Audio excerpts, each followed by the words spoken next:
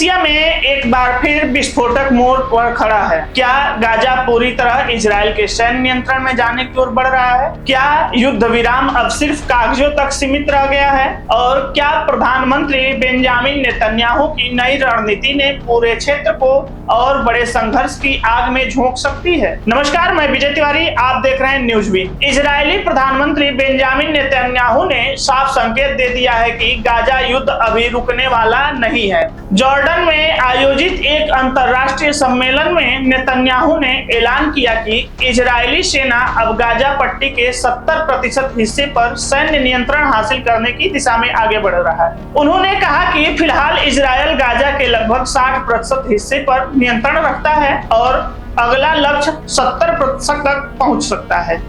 सबसे बड़ा सवाल यह है कि क्या यह कदम पिछले साल अक्टूबर में हुए युद्ध विराम समझौते की शर्तों के खिलाफ नहीं है, क्योंकि उस समझौते में साफ तौर पर संघर्ष कम करने और राजनीतिक समाधान की दिशा में बढ़ने की बात कही गई थी। लेकिन जमीनी हालात इसके बिल्कुल उलट दिखाई दे रहे हैं। सम्मेलन के दौरान जब एक शख्स ने चिल्लाकर कहा कि इजरायल को गाजा के 100% हिस्से पर कब्जा कर लेना चाहिए, तब नेतन्याहू का जवाब और भी ज्यादा चर्चा में आ गया। उन्होंने कहा कि हम क्रमबद्ध तरीके से आगे बढ़ेंगे, पहले 70% से शुरुआत करेंगे।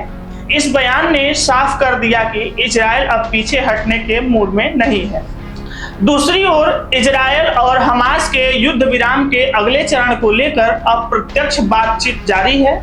इस बातचीत में हमास से हथियार छोड़ने और गाजा से इजरायली सैनिकों की वापसी जैसे मुद्दे शामिल हैं। लेकिन सवाल उठता है कि जब इजरायल लगातार अपने सैन्य नियंत्रण का दायरा बढ़ा रहा है, तो क्या ऐसी बातचीत वास्तव में किसी समाधान तक पहुंच पाएगी?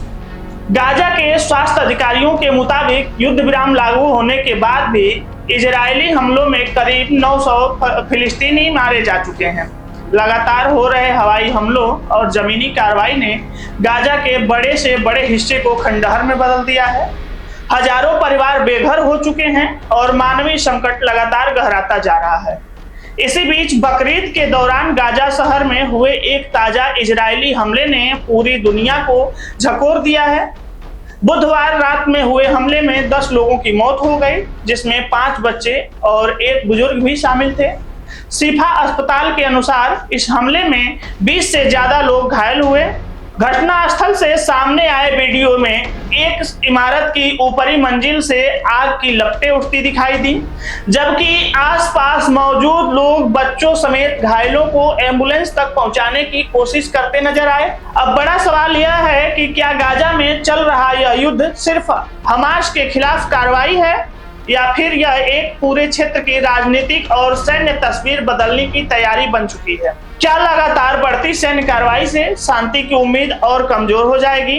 और सबसे अहम, क्या इस संघर्ष की सबसे बड़ी कीमत आम नागरिक, खासकर बच्चों को ही चुकानी पड़ेगी? दुनिया की नजरें अब गाजा पर टिकी हैं, लेकिन क्या अंतरराष्ट्रीय दबाव इजरायल को रोक पाएगा, या फिर पश्चिम एशिया एक बार और बड़े युद्ध की ओर बढ़ रहा है? यह आने वाले दिनों में तय होगा। यह पूरी रिपोर्ट आप देख रहे थे न्यूज़बीन पर। ऐसी ही रिपोर्ट देखने के लिए न्यूज़बीन को सब्सक्राइब करें, वीडियो को लाइक करें, शेयर करें।